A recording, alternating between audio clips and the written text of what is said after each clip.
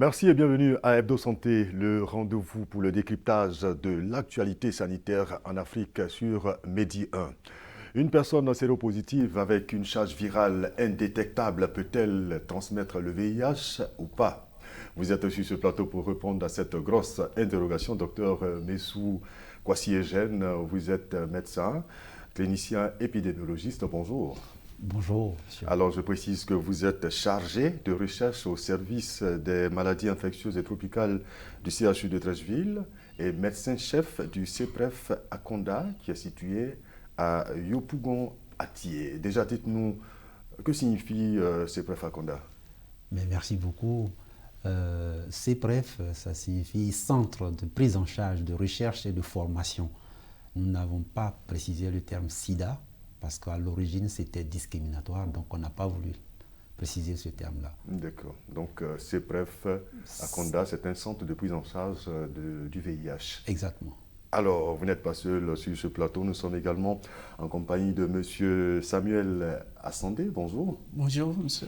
Vous êtes technicien supérieur de laboratoire et chef de l'unité de biologie moléculaire au CEPREF Akonda. Oui, c'est ça. En tout cas, merci donc à vous deux d'avoir accepté de participer à cette émission. Alors, peut-il y avoir transmission quand la charge virale du VIH est indétectable? Avant de vous laisser répondre à cette question, nous allons d'abord vous demander de nous dire c'est quoi la charge virale? Merci beaucoup. Nous allons l'expliquer de manière assez simple pour que tout le monde puisse percevoir ce que nous voulons dire. La charge virale, c'est en fait le nombre de virus qu'il pourrait avoir dans une quantité de sang d'un individu quand la personne est infectée. Et donc, quand on dit charge virale pour nous, c'est la mesure donc, de cette quantité-là par millilitre, par exemple. Alors, comment est-ce qu'on arrive donc à mesurer, à déterminer ce nombre de virus? Et en fait, la mesure part du fait qu'on prélève du sang. On prélève 5 millilitres de sang et à partir de 5 millilitres de sang, on arrive donc à, par des traitements que vous allez voir un peu plus tard, à prendre donc le plasma et à pouvoir mettre dans une machine pour multiplier les séquences de virus et pouvoir les compter par la suite. Et puis, la mesure qui va être donnée est le résultat de l'examen de la charge virale. Justement, nous nous sommes rendus donc au CEPREF pour voir un peu le circuit de comment déterminer donc la charge virale. Nous étions donc au CEPREF. Ferdinand Kouakou a suivi donc cet examen. Lorsque le patient arrive, il vient avec un bulletin. Avec le bulletin est déjà renseigné par le médecin. Moi, à mon niveau ici, je mets l'heure de prélèvement, la date de prélèvement, et puis je note le numéro du patient sur le tube et je procède au prélèvement.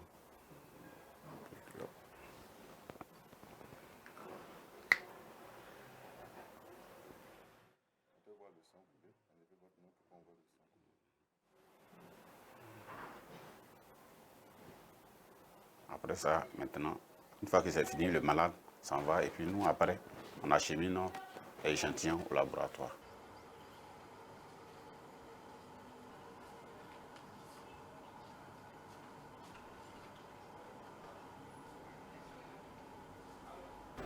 Lorsqu'on arrive ici, on prend la température de l'échantillon. Et puis on enregistre, il y a un registre de réception. On enregistre le nombre d'échantillons, le nombre de fiches, tout ça. 600. 84,66. Nous avons 3 salles techniques. Quand l'échantillon arrive, au niveau de la première salle technique, on fait une seconde vérification, on décante les échantillons, c'est-à-dire on sépare pour avoir le produit sur lequel nous allons travailler pour l'extraction, qui se fait sous la hotte pour éviter les contaminations. Ensuite, l'extraction des acides nucléiques ou bien de l'ARN du virus qui se passe à l'aide et qui se fait à l'aide de ces instruments-là, soit cet instrument qui est le Kuba ISCA 180, soit à l'aide de ces instruments-là. Cette étape dure environ 42 minutes. Et après ces 42 minutes, nous allons récupérer le LUA. Le LUA qui est une solution d'ARN. Après, quand nous récupérons la solution d'ARN, nous passons à la troisième étape qui se déroule dans une salle, la troisième salle. Lorsque nous finissons l'extraction de l'acide nucléique, nous venons au niveau du thermocycleur pour faire l'amplification et la détection du virus. Donc après l'amplification et la détection, cet instrument nous donne les valeurs pour voir si l'échantillon que nous avons recueilli depuis le début contient le virus du VIH1 ou bien du VIH2. Et si oui, la quantité, la charge virale est donnée à travers cet instrument-là. Après cette étape, on fait la validation technique que nous faisons, la validation biologique des résultats. Donc après la validation biologique des résultats, les résultats sont mis dans des enveloppes. Les opérateurs de saisie, les secrétaires répartissent les différents résultats en fonction des sites. Et un coursier est chargé de les remettre aux différents sites qui ont acheminé les échantillons au laboratoire. Voilà, merci donc à vos services de prélèvement et du laboratoire qui nous ont permis donc de réaliser cet élément qui nous montre donc comment se fait donc la détection de la charge virale. C'est bien. Mais je voudrais, M. Assandé, oui. Avant même d'aller au laboratoire, dans quelles conditions? Est-ce qu'il y a des dispositions particulières à prendre avant le prélèvement même du sang? Bien sûr.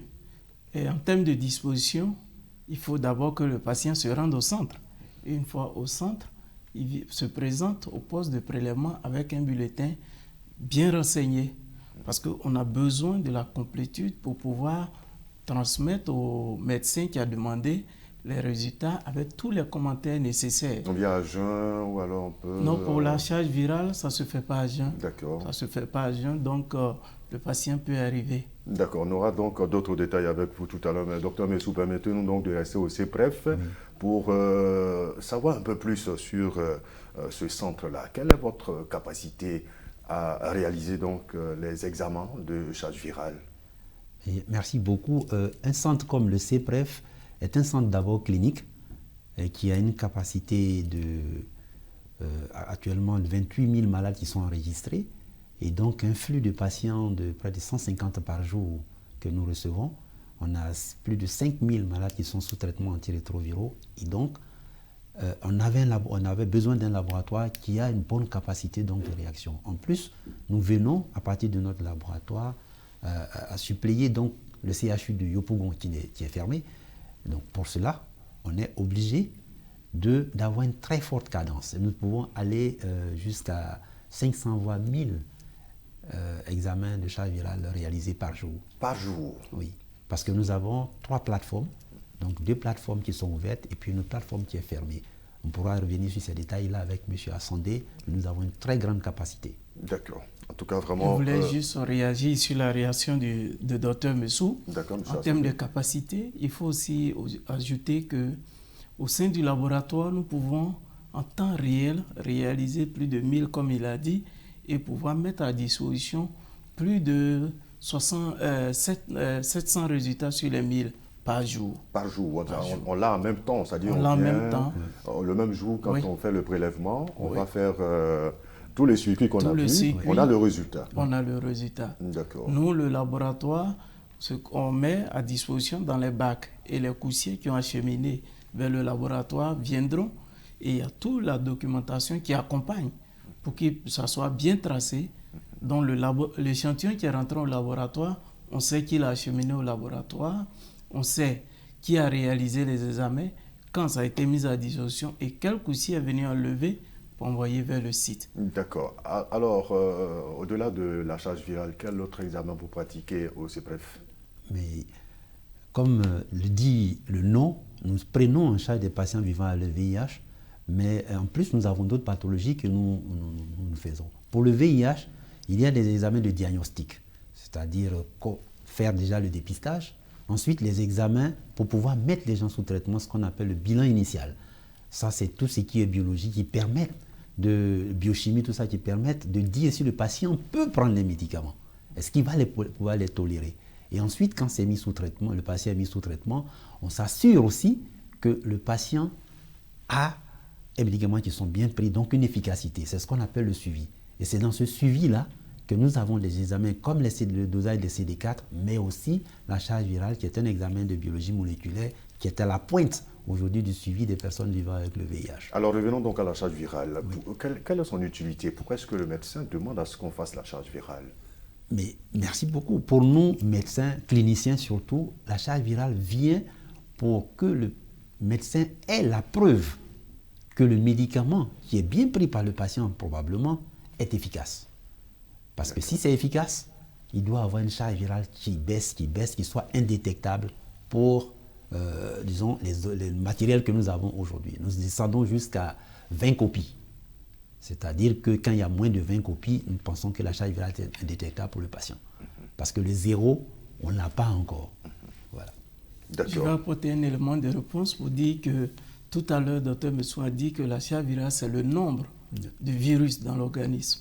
Donc, quand on réalise cette technique, on cherche à savoir est-ce que le nombre a diminué ou le nombre a augmenté. Voilà. Alors, est-ce qu'il y a un quota qui permet de dire que, disons, le niveau est bas, donc c'est indétectable? Est-ce que vous avez un quota? Bien sûr, nous avons un quota et les quotas sont fonction des types d'équipements. Donc, on parle de détectabilité en fonction du niveau inférieur de détection de la machine. Il y a des machines qui nous donnent à détecter 20 copies et il y a des machines qui nous donnent à détecter 100 copies. Donc, c'est en fonction de ces niveaux-là qu'on classe les différents résultats. Alors, je voudrais, comme il parle de machines, on a vu des machines impressionnantes donc, dans votre centre. Alors, il y a beaucoup de centres de prise en charge du VIH. Quelle est la particularité justement du CEPREF? Est-ce que c'est votre capacité à réaliser, comme vous l'avez dit, plus de 1000 examens de charge virale par jour? Merci beaucoup. La particularité du CEPREF, c'est de faire de tout en un. Parce qu'on a des laboratoires et on a la clinique. La clinique, c'est pour soigner. Le laboratoire, c'est pour faire des examens de biologie, comme il était en train de le dire tantôt. Et le CEPREF a ces deux capacités. D'accord. Donc, le CEPREF est particulier parce que c'est le premier centre en dehors des CHU à être vraiment habilité à suivre de grandes capacités de malades, de grandes quantités de malades. En dehors des centres hospitaliers, oui, comme les grands CHU. Nous avons le plus haut débit de patients vivant avec le VIH en Côte d'Ivoire. Le plus haut débit, vous avez parlé de combien? Nous avons actuellement 5367 patients qui sont suivis sous antirétroviraux. Ils sont sous traitement, avec donc un taux de réussite autour de 87%. D'accord. Donc ça veut dire que... Quand vous parlez de taux de réussite, pour nous, quand on parlait tout de suite de niveau, il y a la détectabilité. Mais l'OMS nous dit qu'à partir de 1000 copies, alors on est en succès thérapeutique. Quelqu'un qui a moins de 1000 copies est en succès thérapeutique.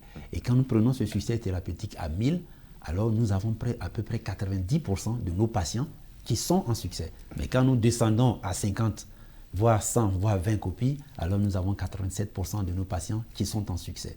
Donc le CEPREF est l'un des meilleurs centres, en tout cas au niveau national, à produire des résultats pareils.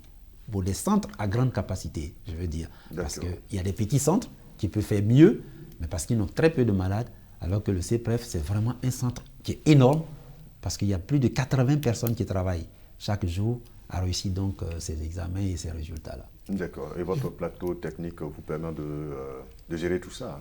Oui, le dire oui, ça veut dire aussi que nous n'avons pas de besoin. Mais nous avons une bonne capacité, nous avons les appareils qu'il faut, mais nous n'avons pas le personnel qui nous permet de faire tourner ces machines-là à 100% de leur capacité. Quand vous parlez de personnel, ce sont les techniciens, oui, biologistes, comme M. Assandé qui est là? Bien sûr, nous avons très peu de biotechnologistes. Ils sont 3 ou 4 à être à même de travailler dans la partie biologie moléculaire, alors que nous avons besoin d'au moins 12 pour pouvoir les faire rouler sur 24 heures. Alors, nous ne faisons pas des examens la nuit, alors que l'appareil n'a pas besoin de dormir la nuit. Si nous avions beaucoup de techniciens, on aurait pu le faire. On a besoin de biologistes, médecins, pharmaciens, parce que la signature des résultats nécessite un contrôle. Et ça aussi, on en a besoin. Et puis quand on parle de médecins aussi, c'est bien ceux qui examinent pour pouvoir envoyer le prélèvement. Ceux-là aussi, on est en manque. Mais nous pensons que la Direction générale de la santé nous a déjà donné un écho favorable en nous disant qu'on va nous apporter du personnel. Vivement que cela soit. On va revenir à la question principale donc, de cette émission. Lorsque la charge virale est indétectable sur un patient qui a le VIH, oui. Est-ce que la personne peut transmettre le VIH? Voici donc la question principale de cette émission et je pense qu'on doit avoir une réponse, Dr Messou. Oui, merci beaucoup. Nous remercions Medi 1 TV parce que ce n'est pas toujours que nous avons l'opportunité de parler au grand public de cette façon. Le VIH, au début, on en mourait systématiquement. Aujourd'hui, il y a des traitements et on peut avoir un succès thérapeutique. Ça ne veut pas dire guérison. On doit prendre un traitement tout le temps. Mais avoir une charge virale indétectable à des taux de 20, 100 copies, ça signifie qu'on n'est pas contagieux pour son entourage. On ne peut pas contaminer son entourage. Ça, c'est la première chose. La deuxième chose, pour soi-même, on a une augmentation des chances de survie. Parce que quand il n'y a pas de virus, ça veut dire que le taux de CD4, c'est le taux de CD4 qui nous donne à la personne la capacité de produire des anticorps. Il va se défendre mieux, il va être moins malade. Donc, économiquement, c'est quelqu'un qui ne va plus être absent dans son service, c'est quelqu'un qui va se porter bien, il ne va pas dépenser son argent pour la santé, etc., etc. Il vivra beaucoup plus longtemps. Donc, être indétectable, ça veut dire qu'on n'est pas assez contagieux. Mais disons-nous que le zéro n'existe pas en termes de biologie. D'accord. Et donc, on ne peut pas dire 100%, il n'est pas du tout contagieux. Je ne suis pas certain.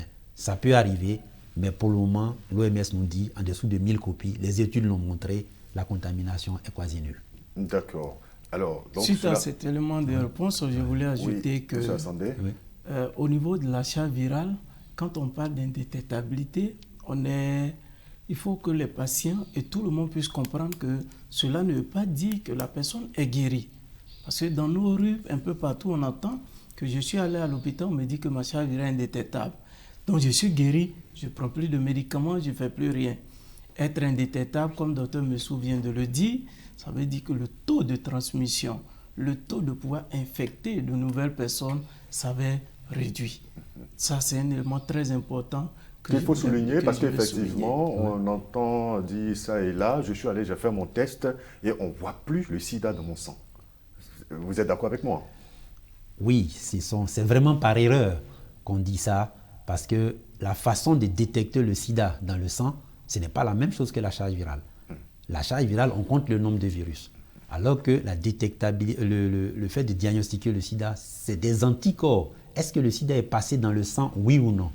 Or, en termes d'infection du VIH, il y a des cellules qui sont des carrières, des endroits où le virus va se loger pour ne pas être touché par les médicaments. Et donc, si vous arrêtez de prendre les médicaments, il y a une multiplication qui peut se faire. C'est pour ça que la guérison n'est pas pour le moment d'actualité. D'accord. Alors, parlons un peu, on va revenir, comme on dit ça déjà, à la réalisation même de l'examen. Hein. Comment vous vous assurez qu'effectivement le résultat que vous avez est fiable? Merci. Et vous comprenez que le laboratoire de CEPREF, depuis les années 2010 et 2012, s'est engagé dans un système de management de la qualité. Devant tout ce monde que nous suivons, il est important que tous les résultats que nous sortons soient des résultats fiables, qui puissent aider les cliniciens à pouvoir prendre en charge, comme il se doit, le malade. De ce fait, nous avons déjà, depuis le prélèvement, mis en place des outils de traçabilité, de sorte que le prélèvement qui est vraiment le sang qui sort du patient devant nous soit vraiment son sang qui puisse faire tout le circuit depuis le prélèvement jusqu'au résultat. Il n'y a pas de risque qu'on se trompe de tube. C'est pourquoi à chaque étape, nous avons mis à disposition des outils. Et après chaque étape, avant que l'autre étape ne commence, il y a une vérification. Mais, comme Dr Messou le disait, le risque zéro n'existe pas. Donc, de ce fait, des fois, on a des non-conformités.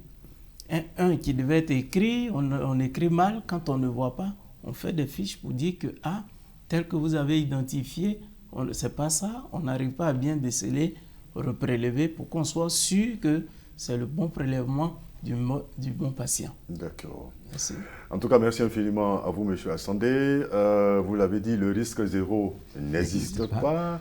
Docteur Messou dit qu'effectivement, lorsque la charge virale est indétectable, la personne peut ne pas transmettre le virus, c'est cela. Oui. Alors, puisqu'on n'est pas trop sûr, est-ce qu'il y a des conseils qu'on puisse quand même donner? Quelles sont les recommandations que vous pouvez faire aux personnes qui vivent avec le virus? Merci beaucoup. À partir du moment où nous parlons de charge virale indétectable, il y a une baisse des risques de contamination.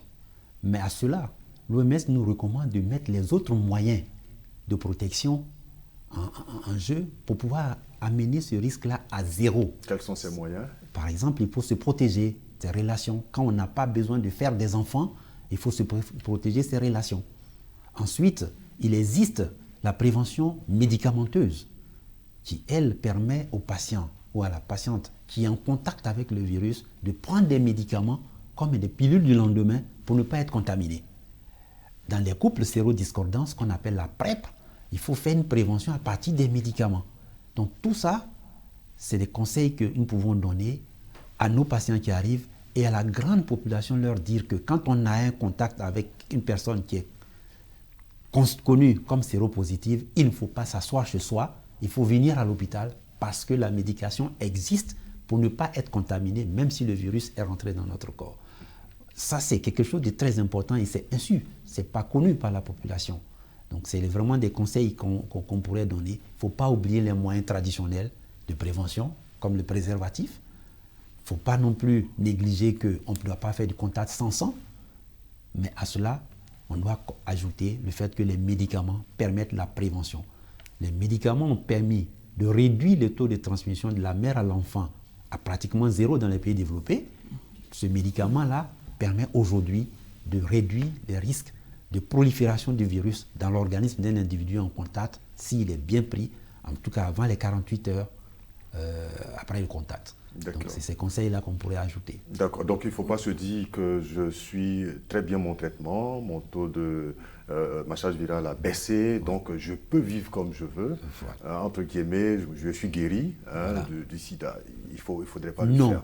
Non, surtout dans les couples, il faut faire attention. Parce que la répétition peut augmenter le risque. Donc, on est dans un couple, on est sérodiscordant parce qu'il y a un qui est négatif, nous prenons des préservatifs. En plus, la personne qui est contaminée doit prendre ses médicaments jusqu'à avoir une réduction de sa charge virale à l'indétectabilité. Et que le jour où on décide de faire des enfants, on peut autoriser le coït sans le préservatif, mais pendant ce temps, la personne doit être mise sous PrEP, sous prévention, pour qu'il n'y ait pas de prolifération virale chez la personne, donc une maladie chronique, donc sida. Voici ce qui est conseillé à ce jour et c'est ce qui est recommandé par l'OMS. Alors le CPREF, vous faites la prise en charge du début jusqu'à la fin, du dépistage jusqu'au traitement, je vais dire. Oui, le CPREF a tout, c'est pour ça que nous faisons de tout en un, parce que le CPREF a tout ça. Et ça n'arrête pas là, il y a d'autres maladies comme les hépatites virales qui sont en train d'être... que nous sommes en train... Oui, bien sûr, nous avons donc la capacité de faire la même chose que nous faisons pour le VIH, pour les hépatites virales. Donc c'est quelque chose que nous venons de commencer et la population devrait connaître ce fait-là aussi parce que nous faisons cela à coût social, ce qui était vraiment très exorbitant dans les cliniques privées. Nous le faisons parce que nous sommes un hôpital privé, mais à caractère public. D'accord. Donc nous ne faisons pas dépenser la population, mais nous sommes aussi pointus pour les hépatites que pour le VIH. D'accord. Voilà. Donc on retient qu'une personne qui a le virus et qui a une charge virale indétectable a de fortes chances de ne pas transmettre le virus.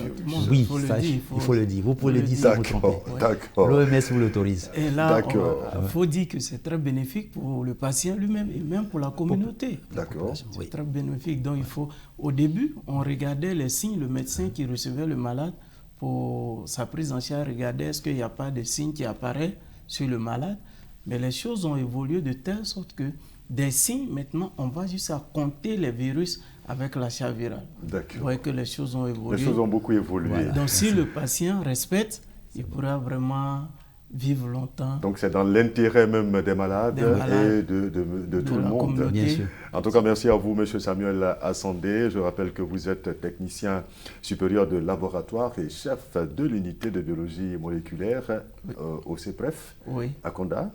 Également, grand merci à vous, Dr Messou Kwasi Eugène. Vous êtes médecin, clinicien épidémiologiste, chargé de recherche donc, au service des maladies infectieuses et tropicales du CHU de Trècheville et médecin-chef du CEPREF à Konda, qui, je le rappelle, est situé à Yopougon-Atié, c'est ça? Oui. D'accord. Et vous êtes ouvert tous les jours, hein? Oui, sauf les samedis et dimanches parce que nous ne faisons pas de garde. Nous n'avons pas assez de personnel pour le faire. Merci en tout cas à vous d'être venu et pour toutes ces informations. C'est la fin de ce numéro d'Hebdo Santé. Les programmes se poursuivent sur Média.